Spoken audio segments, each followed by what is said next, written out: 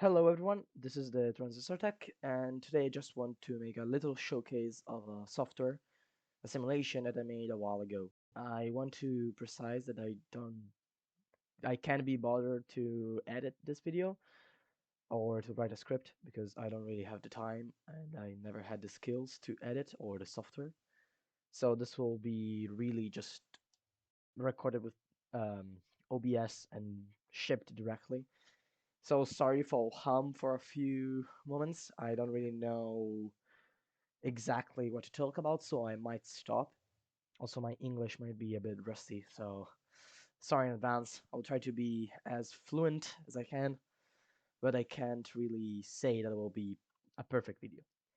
So the project I want to showcase to you is simulation of Newton laws of gravitation.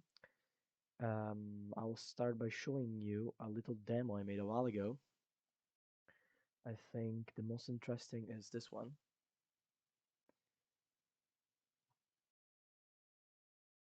As you can see, uh, this simulation is able to simulate space bodies, and mainly the only laws of physics that it is able to simulate is Newton laws of gravitation. So force equal g times m1 m2 over the distance squared, and the simulation is done directly, and this is not an animation. That's kind of the point of what I'm trying to tell you. And now let's see the main components of this program. Let's start by checking out the main function. I want to precise this void was just a demo to try the visuals or mainly the rendering. So we will not cover this. It's just still here from first the first iteration of the software. Everything, the main thing happens in the main. This is where everything is executed from. In the first part, we're just defining the frame render is what renders the image.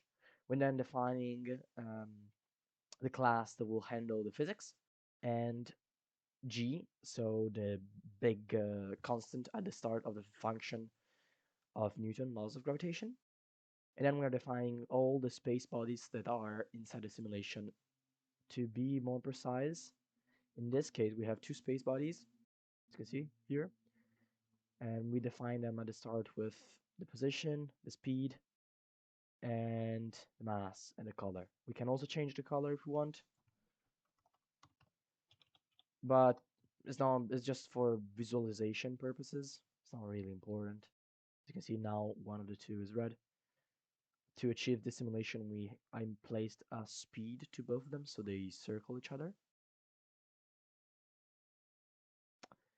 And then we have the while true, that is where each frame is executed. Here we have some debugging things that I just removed. Main two important things in the while loop is the NLOG, is the acronym for Newton laws of universal gravitation, and the physics engine, that is what actually makes all the calculations for moving the space bodies. And then we have the frame render, that just renders the scene. We have then a thread sleep is just to make it visible, because if I place it to 0, this is such a fast program, it will just go really fast. As you can see, it's so fast, the plans just disappear. Probably after a while of doing some cycles, they collapse on each other, and so they disappear. Now, the second important thing I want to introduce you is Vector2D. This is mainly a utility class that I made myself. If you know a bit of Unity, you might know how Vector2D might work, and it's just an easier way to handle vectors. All the space bodies have a vector to represent the speed and the velocity, and having all the calculation and function already made in another class made everything easier. In this class, we first have the main two variable, the x component and y component. Most of the calculation is made using versors, so the component of the vector, so the x and y component. We then have a few builders. This is a blank builder. This is if you want to precise the module and the angle. And here just a bit of trigonometry to find the components of the vector. Or if you want to be more precise, you then have the declaration of the vector directly with the x component and y component. As you can see, there is this flag at the end. Is just a useless data. Indeed, if you go in main, you can see there is a flag here. The reason this flag is needed is because in Java you cannot have two builders with the same variable type, and both the angle version and the component version both use float. So to distinguish them, there is this boolean that doesn't really do anything. We then have all the functions to handle that help you use the vector2d. We then have the simple set components. Here you can set just the x, just the y, the x or the y component, or the module and angle. As you can see, I never use them. The really useful one is the get and the get component. Well, we need to find we need to get the components from the vector, so these are often used. As you can see, 8 8. Um, then there is the clear. I don't really know where I used it. Oh yeah, okay, this makes sense. Um, it's just um, every space body has also an acceleration, and is just used as storage to keep the acceleration because acceleration is calculated each frame. So first we calculate all this relation and then we use them and then we clear them. But going back just clears the components. And oh yes, function to add vectors together. This is really useful. All of these are should be not static. These are the non-static functions, so they work directly on a instantiated vector. And then we have static methods. So you don't call these on vectors and are used to make some calculation. For example, distance 2 points. This is needed for the distance between the masses or the angle between 2 points. So this is also needed, I think, for some trigonometry in some moments. Clear, I'll not explain the math behind it. It's just basic trigonometry. There's also another angle between 2 points. Why this needs the distance?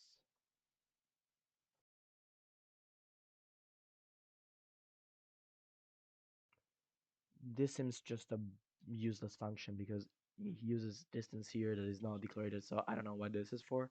Probably just a mistake.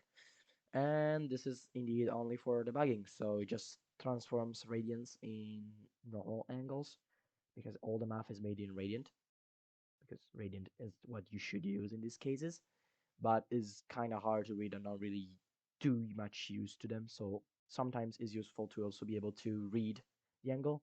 This directly prints the angle, so you don't need to do it's not a converter, it directly prints the angle. In some cases, this is useful. Now I want to show you the spacebody class. This is what contains all the circles. So like if I run again the main, as you can see, these two spheres are space bodies, and the code just has I made this classes that just has all the things you need to handle about the main objects. The Java is a object-oriented programming system, and so this was also to actually mm, explore a bit how to use objects in programming in Java. So I try to use them as much as I could. It's also a programming type I really like, but that's kind of beyond the point. Space bodies have three main, no, one, two, three, four. Yeah, they have 5 variables. 3 of them are vectors. We have the coordinates. It's just the x and y coordinates in the graph that you see. The velocity, that means how fast they're moving each frame. And acceleration, as I said, this is just a temporary storage. First, I just calculate the acceleration, and then I use the acceleration to change the velocity, and then I clear it so the next time the acceleration is right. Then the mass, and this is just mm, this is used in 2 ways. Is used to represent the size of the objects. If, for example, I change the size of this one, maybe this will probably collapse, but who cares? Oh, my bad. That's too big.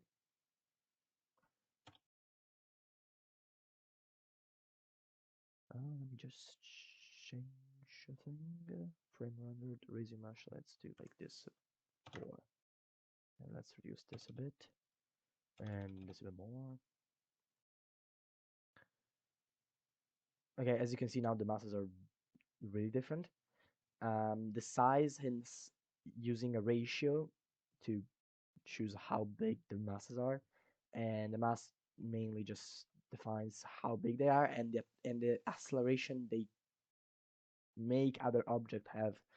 Because when I calculate I don't really use the actual laws of Newton, because the laws of Newton gives you the force, but if you divide both sides by the mass of the object that you are calculating the force for, then you get acceleration. So just as and you can simplify the masses on the right side.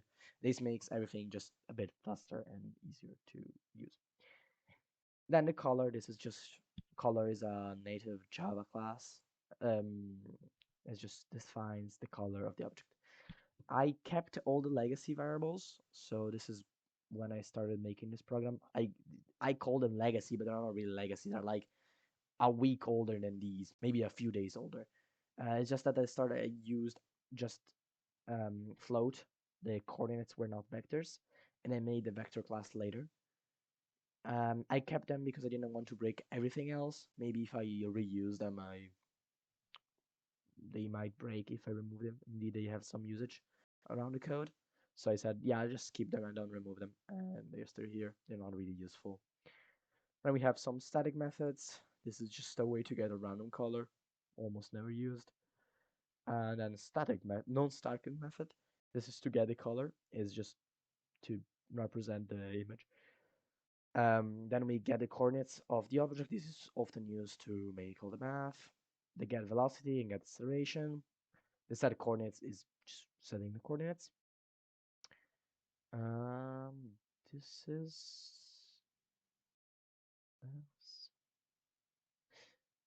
this coordinates. Oh, this is just the base constructor is never used. I made some default constructor would make default values. I might need them sometimes, but I actually never used it. There is a legacy is just because there is the legacy system of variables and a non-legacy. So if you want to make a non-legacy, you need to place false here. And then there's the actual builder, the one I always use. No, this is not the one I always use. Yeah, this is the legacy one, the legacy builder, and then we have the actual builder that is most often used. And then these are all legacy methods that we don't really care about. So the space body is just mainly a container about 4 variables. Doesn't really do much other than calculate, other than giving you back values and giving you a random color. It's not really that important, this class. Then we see the log, and as I said, is just an acronym for Newton laws of universal gravitation. The only variable in this function, in this class, is g. G is the same as the constant of gravitation. There is this simple, this is actually not a non-static, is actually a non-static class. When you start the program, you actually declare it. So all methods are inside an object called log. And this is just the way I decided to do this just so you could set g at the start of the simulation. Then this is just literally the function made by Newton. You have g times the mass of the outer object over the distance squared.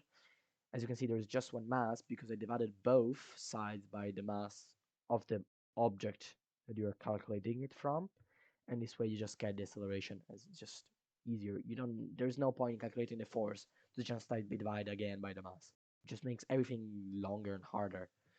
The physics engine is just what calculates all this new speeds. It just goes in the list of space bodies, and for each space body calculates the new acceleration,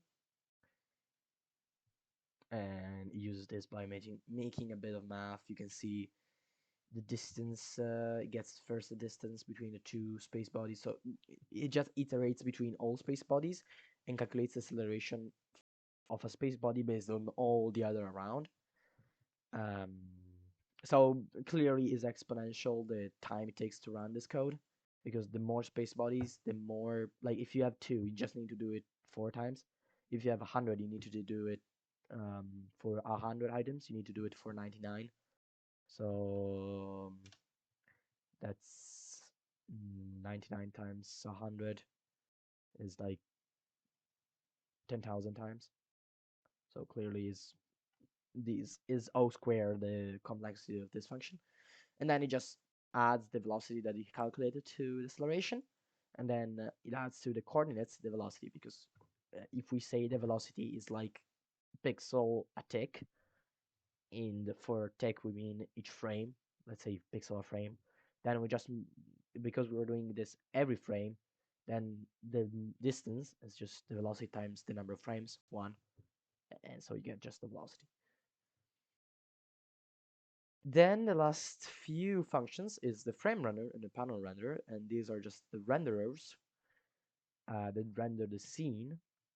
To be honest, was the hardest part of everything, because rendering in Java is kind of awful. Frame render. So the first one we need to check is the frame renderer, because indeed we have two functions. The reason we have two functions is because the panel renderer is where we have the graphics function, and the frame renderer just handles all the rendering. Indeed, what's kind of funny about it is that when you instantiate the frame render, you need to set the width, the height, the radius mass ratio, and if it's legacy or not.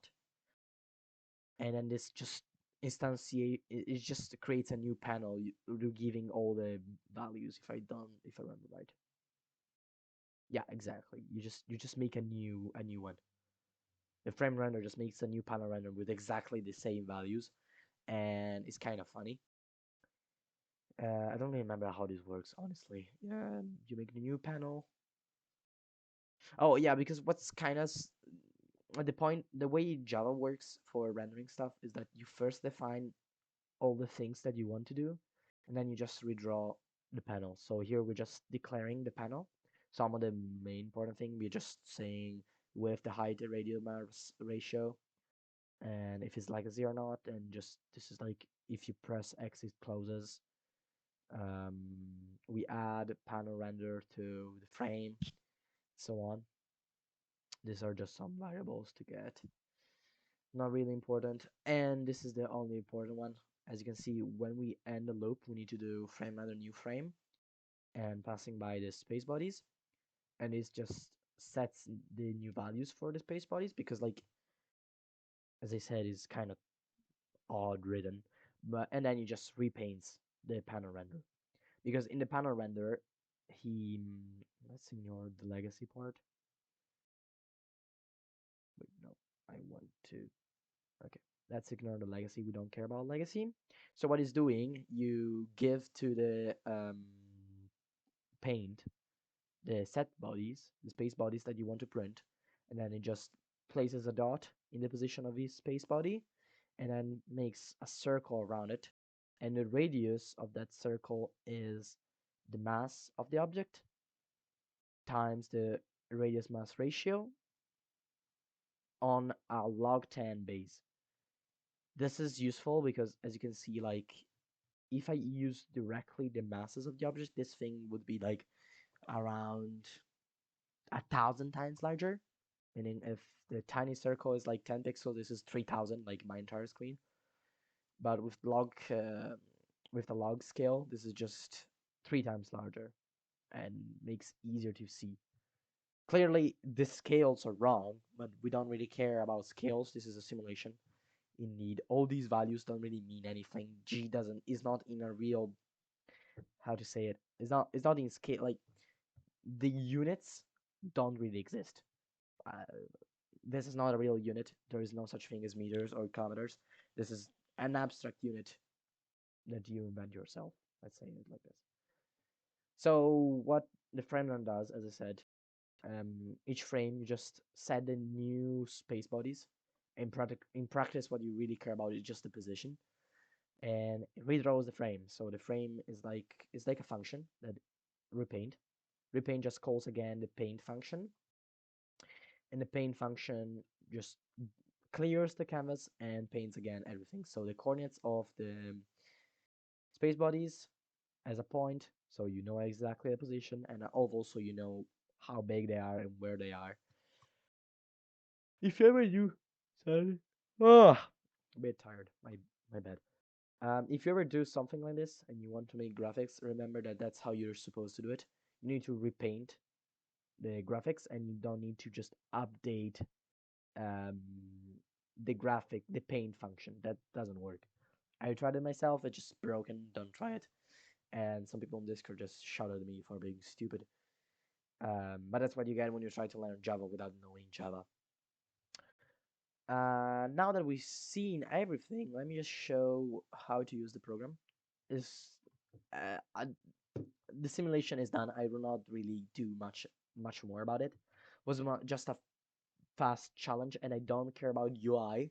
So if you want to use it, you can find it on my GitHub. Let me just show it to you.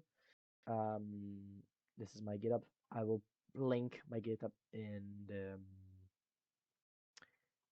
description. And how do I get to my profile? Home. Okay. And you will find this project under the Starliner Gravity Simulator. You can just download it. There's a bit of description. But as I said, I will not make a UI, so if you want to use it, you need to code it yourself. So what you mainly need to do is just in this part when I define array list, you need to add all the bodies that you care about and add them. For example, the most complex example I have is this one, where I just made a main space body, a really big one, and then I use a for loop to generate many of them. And this is the same. Oh no, I didn't show you this one. As you can see, what it makes a big square of tiny debris that go around this big circle that almost doesn't move. It actually moves a bit. This is a really nice and fancy one. I think what's nice about this is that it works. It is a simple program, so there should be no bugs, I hope. If you find any, tell me, but I don't think you will find any. Maybe you will. I'm not sure. I didn't really make it to be perfect. But you can always play around with all the settings, maybe change a bit the physics engine. I tried to change it and make like collisions, but I couldn't make it. I don't really have time to do it. So, for example, if you want to add another body, just copy, paste, and then edit some values. Like for example, let's make this I don't know 400 and 250 on random speed, a random. Let's add more mass. Now we started, and then no, wrong one. My bad. Main. Then you can start it, and then we have three bodies. Really nice. Let's increase a bit the G because they don't attract each other, and let's see what happens. And now they are actually orbiting each other. It's still a bit too low. Maybe this is a bit too heavy. Is To get interesting results, you just need to do a lot of trying, and that's mainly it. There's like honestly no real way to actually let's reduce the speed of this a bit. Um, you just trial and error. You get interesting settings with just trial and error. Honestly, you can really. It's really hard to get stable things. Indeed, most of all the configuration are unstable. Most of them just at some point collapse into madness. So yeah, that's kind of it. As for example, this is a three system body, so it will probably collapse after a really short time. And ta-da! Oh, this is actually a long one. I never seen a one. Oh, yeah, as you can see, this one just exploded upwards, and then they fall to each other and they slingshot each other. So this video has probably been doing for like 40 minutes, but who cares? I'll show you really fast a few pre-made simulation I made a while ago. I already showed you the one with the ton of bodies. Now let's check around another one. Oh yeah, this was kind of neat. It's kind of the same concept, a bit different. Because in this case the bodies are spawned each frame one at a time, so they circulate. In this one doesn't really happen anything interesting. This one is kind of nice. I managed to make a moon, like a sun, a earth, and a moon system.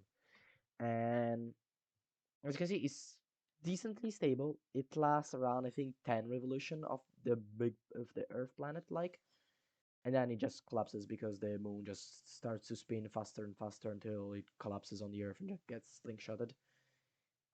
It takes a while, so I'll show you when it happens. If you're interested, this one is the uh, values to get it. This one is for the many round, and this one is for the many bodies. The system with three, I made another system with three bodies, as you can see. It's kind of nice. Also, this one doesn't really last long. Indeed, Newton tried many times to make easier function to handle three body system, but he never managed to because it's really is a chaotic system indeed. This is the three system, and lastly the two star. Also, this one is nice. It shows how these systems are completely unstable. They don't last long. This is the fast one. As you can see in the fast one, at some point they just it's not really that much faster for real. What happens is they just start to orbit each other really fast until they get too close and they explode each other outwards. To be honest, that's just a bit of a problem because in reality, when two planets get too close to each other, they just merge or they break apart. This doesn't really happen in a simulation. They can get infinitely close, and when that happens, they just like the acceleration gets so huge that they just get slingshotted. So this is everything for today. I don't really have anything else to show. As I said, you can find everything on my GitHub. You can find all the files. This project will not be updated. It's a bit of an old project to see 2 months ago, but I didn't really have time to like make this video. And as you can imagine, I don't really care too much about it because it's probably a 40 minutes video about me talking. No, 25. I thought it was worse. Yeah, 27 minutes. Um, with no edits. I'm sorry for that. This is probably going to sound awful, be boring as hell, but yeah, that's kind of it. I don't really care too much about this YouTube video. And that's it. I really hope, like, I would tell you to subscribe to my channel, but I upload once every like 7 months, so don't expect too much. I had a lot of free time last year, so I was able to upload like decently often about all my Arduino projects. They're kind of interesting if you want to check them out, but yeah, if you don't care, don't do it. Uh, I have. I think I will maybe upload something else. I was thinking of keep doing this um, mod for Minecraft, but I'm not sure. I usually just switch projects all the time. This is everything. Bye bye. Have a nice 3 of April, my dears. This is everything from the transistortech.com, aka Edo. You can call me Edo or Arturo, Arthur, how you want. Um, I wanted to keep my identity secret, but I don't really care anymore. So just yeah, that's my name. I'm linking my GitHub everywhere, so if you just check it, you find out my name. Okay, I will not keep you here more. Bye bye.